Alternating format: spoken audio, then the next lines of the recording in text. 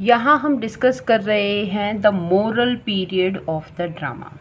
Moral period of the drama ये हमारा second है। इससे पहले हमने डिस्कस किए religious period of the drama, development of drama के टॉपिक के तहत। तो हम यहाँ पर पढ़ रहे हैं history of English literature by William J long, and यहाँ पर हम डिस्कस कर रहे हैं as of Elizabeth.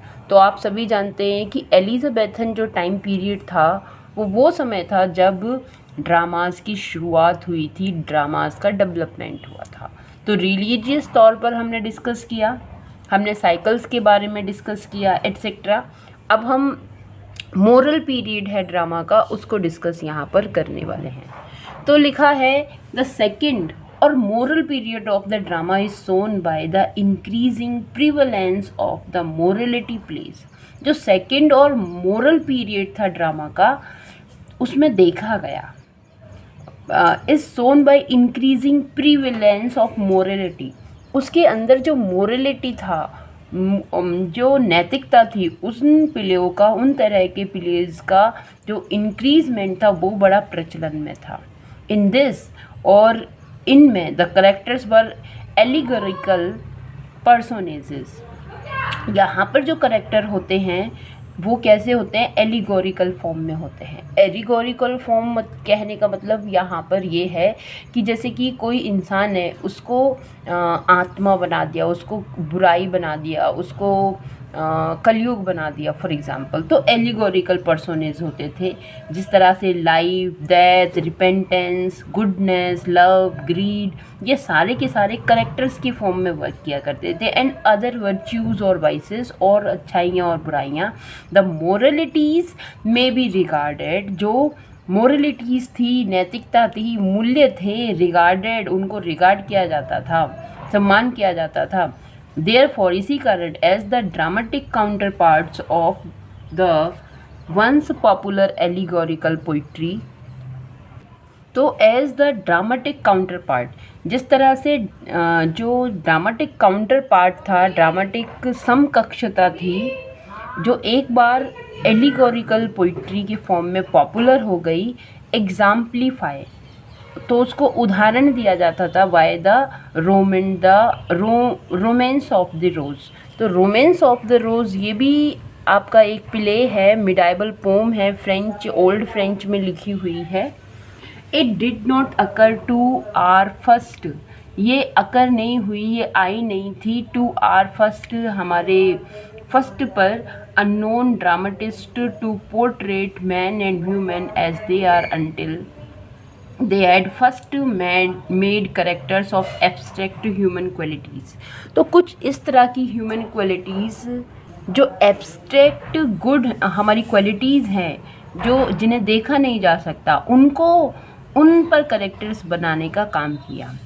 However, nevertheless, the morality marks a distinct advance over the miracle।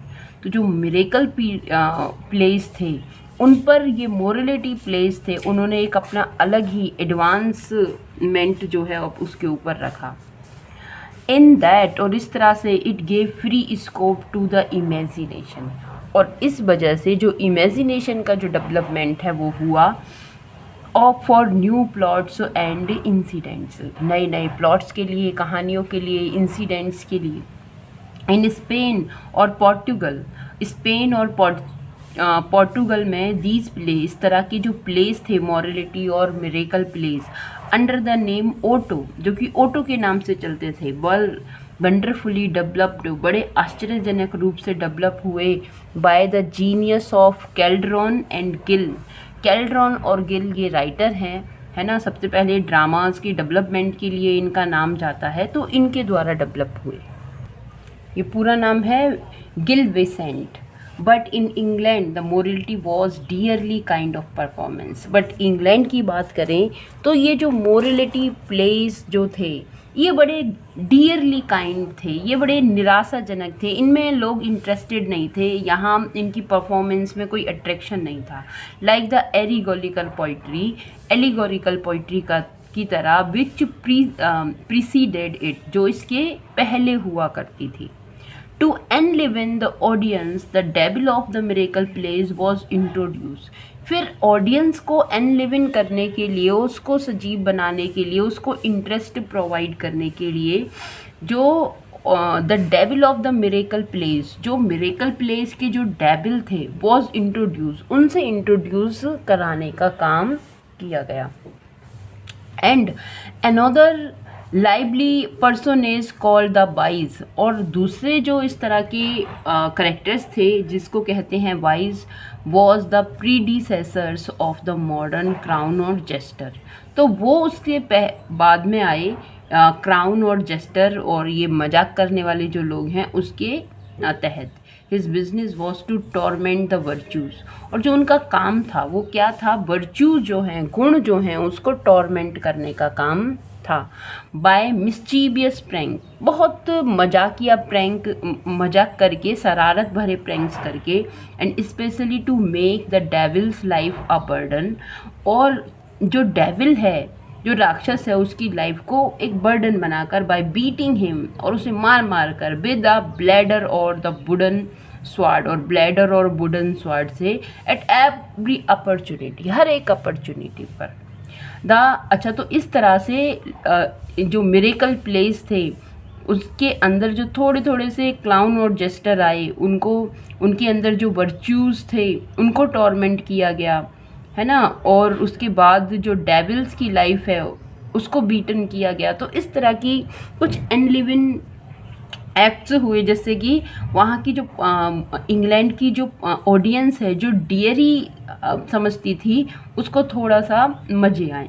ठीक है. The morality generally ended in time, पर जो मॉरलिटी थी एंड होती थी जीत के साथ. जीत तो किस चीज़ की, वर्च्यू, गुणों की. The devil leaping into the hell mouth, और जो डेविल था, राक्षस था, वो तो नरक में चला जाता था. With wise on his back, उसके साथ उसकी बुराइयाँ. नेक्स्ट हम देखते हैं यहाँ पर इन्हीं के बारे में.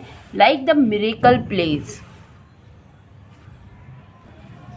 The best known of moralities is Everyman. तो जो ये बेस्ट नोन मोरलिटी प्लेज है उसमें ये प्ले है एक एवरीमैन. इसको याद रखना, यहाँ से क्वेश्चन बन पड़ता है. Which has recently been revived in England and America, जो कि रिवाइव हुआ, फिर से पुनर्जागृत हुआ इंग्लैंड और अमेरिका में. The subject of the play is summoning of every man by death, कि जो सब्जेक्ट था, जो मूल विषय था इस प्ले का, वो बुलाना था हर एक इंसान को डेथ के द्वारा. And the moral is that nothing can take away the terror of the inevitable summons. और उसका मोरल ये था कि भाई ये जो इनइविटेबल समन्स है, जो मौत का बुलावा है, इससे कोई भी नहीं बच सकता. बट एन ऑनेस्ट लाइफ, पर एक ईमानदार जीवन. And the comforts of religious, और एक रिलीजियन में जो कम्फर्ट करने वाला है वो, उसके सिवाय. In its dramatic unity it suggest pure Greek drama. और इसकी जो ड्रामेटिक यूनिटीज़ जो थी, जिससे ये सजेस्ट करता था कि भाई इस तरह के जो ड्रामा है प्योर ग्रीक ड्रामा है. There is no change of time और सीन, और स्टेज इज़ नेवर एम्प्टी. यहाँ पर कोई चेंज नहीं होता था टाइम में, सीन में. स्टेज कभी खाली भी नहीं होती थी from the beginning to the end of the performance, है ना, स्टार्टिंग से एंड तक परफॉर्मेंस के. Other well known moralities are the pride of life. और दूसरा, और जो वेल नोन मॉरलिटी प्ले है वो है प्राइड ऑफ लाइफ. और क्या है, hacker corner and castle of प्रिजर्वेंस. तो ये वर्क और हैं, जाकि इतने फेमस नहीं है, बट एवरी मैन से क्वेश्चन आता है. इन द लेटर, और बाद में, man is represented at shut up in the castle garrison. और उसके बाद में मैन इज़ रिप्रेजेंटेड, लोगों को इस तरह से रिप्रेजेंट किया एज शट अप, कि जैसे कि वो बंद हो गए इन द कैसल, उस महल में. ग्रीजन्ड बाय द वर्च्यूज़, जो कि क्या हुआ है, जो सोल्जर्स हैं, ग्रीसन मीन्स जो सोल्जर्स हैं जो प्रोटेक्ट करते हैं, ठीक है, बाय द वर्च्यूज़, गुणों को. एंड बिसीज बाय द वाइसेस, जो घिरा हुआ है वाइसेस के द्वारा. तो इस तरह की कहानियाँ दिखाने का काम किया गया इन प्लेज के थ्रू. स्टेज पर स्टार्टिंग में ड्रामाज की शुरुआत इस तरह से हो रही है. नेक्स्ट राइटर लिखते हैं कि लाइक द मिरेकल प्लेस की तरह ही most of the moralities are unknown date and origin. Morality plays का बाद में आए मिरेकल प्लेस से, मगर फिर भी इनकी जो डेट है, ओरिजिन है, कब हुआ, कहाँ हुआ, ये इन सब से अननोन रहे।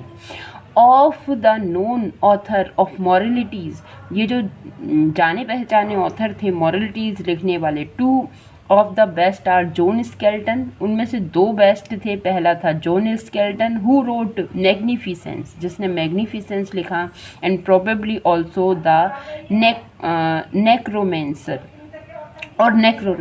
और दूसरा सर डेविड लिंडसे हैं, the poet of the Scotch reformers, जो कि पोइट हैं, कवि हैं स्कॉच रिफॉर्मर के, हुज रिलीजियस बिजनेस, जिनका धार्मिक कार्य था, it was to make rules uncomfortable, उनका तो वो बनाते थे रूलर्स थे वो uncomfortable by telling them unpleasant truth, उनको इस तरह के ट्रुथ बताते थे जो अनप्लीजेंट होते थे, in the form of poetry, तो वो पोइट्री की फॉर्म में। विद दिस, और इनके साथ, with these men a new element enters into the moralities, तो मॉरलिटीज प्लेज में एक नया तत्व जोड़ा गया आया। दे सेटराइज्ड और denounce abuses of church and state, वहाँ के स्टेट के और चर्च के जो डिनाउंस हैं, जो एब्यूज़ कार्य थे, जो उनको नीचा दिखाने का काम करते थे, और ये सटायर करते थे उनके ऊपर।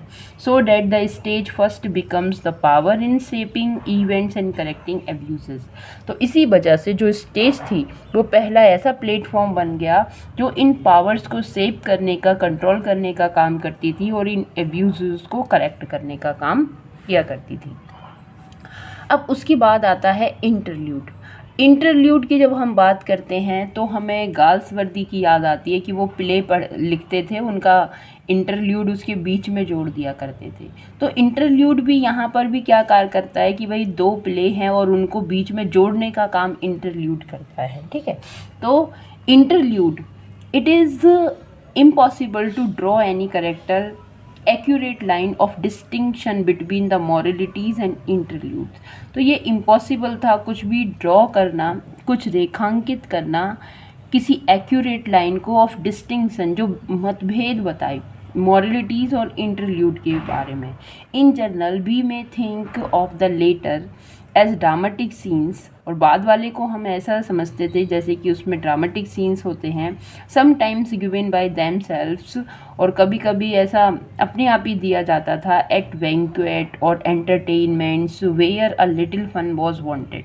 तो बीच में कोई वर्क चल रहा है, उसके बीच में एक इंटरल्यूड आ गया, इंटरल्यूड क्या करेगा, उससे थोड़ा सा हटकर उसे कनेक्ट तो करते हुए थोड़ा सा फन एंटरटेनमेंट प्रोवाइड करने का काम करेगा, ठीक है।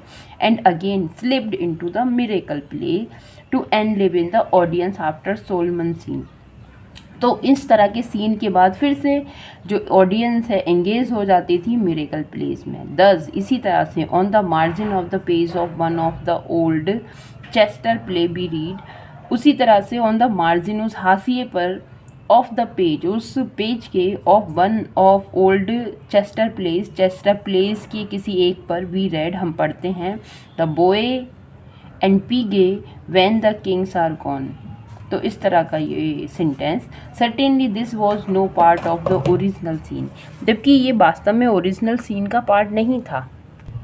Between Herod and the three kings, Herod भी एक एंशियंट किंग रहे हैं, बिब्लिकल करेक्टर है ये, और एक ऐसा करेक्टर है जिसने एक इनोसेंट पीपल्स का मस्केयर, उनका हत्याकांड करवाने का काम किया, इस तरह का रेफरेंस मिलता है, और ये और तीन अलग किंग।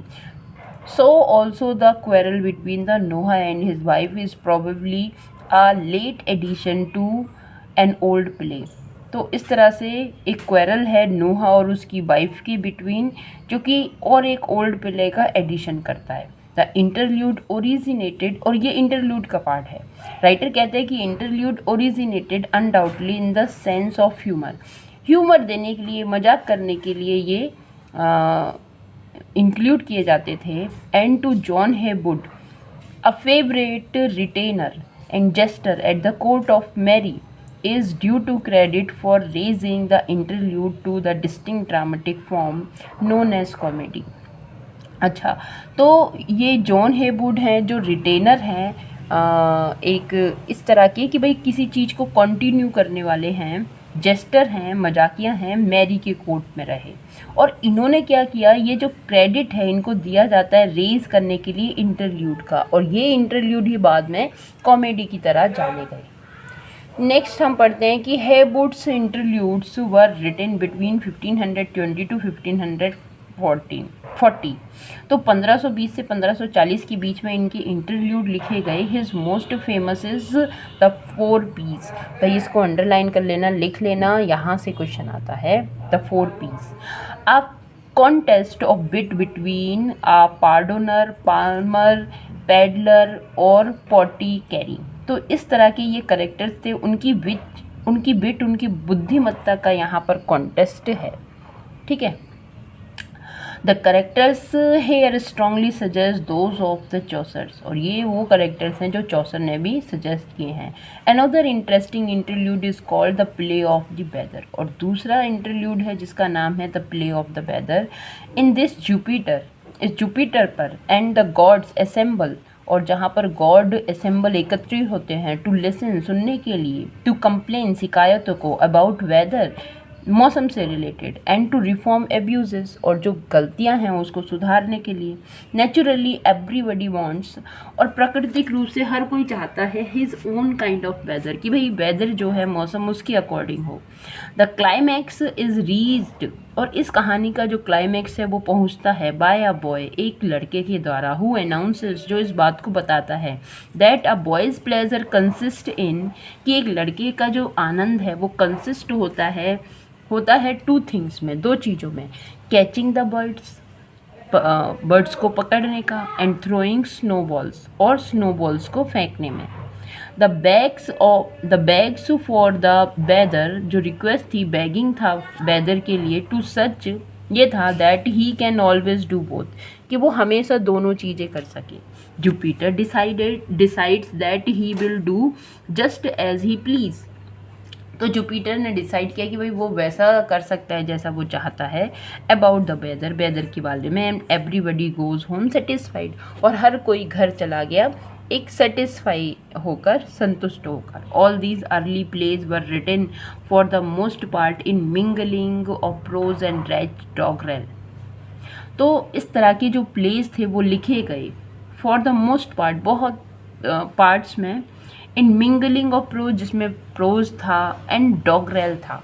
डॉगरेल क्या होता है, डॉगरेल एक फॉर्म है राइटिंग की जहाँ पर मीटर, लय वगैरह सब नहीं होती हैं, तो उस फॉर्म में प्रोज और डॉगरेल की फॉर्म में लिखे गए। And add nothing to our literature, और यहाँ से कुछ भी हमारे लिटरेचर में ऐड नहीं किया जाता। देयर ग्रेट वर्क, उनके जो महान कार्य थे, वॉज टू ट्रेन एक्टर्स को ट्रेन करने के लिए थे, उनकी ट्रेनिंग देने के लिए थे। To keep alive the dramatist spirit, और ड्रामेटिस्ट स्पिरिट की ड्रामेटिस्ट की जो भावना है उसको बनाए रखने के लिए थे।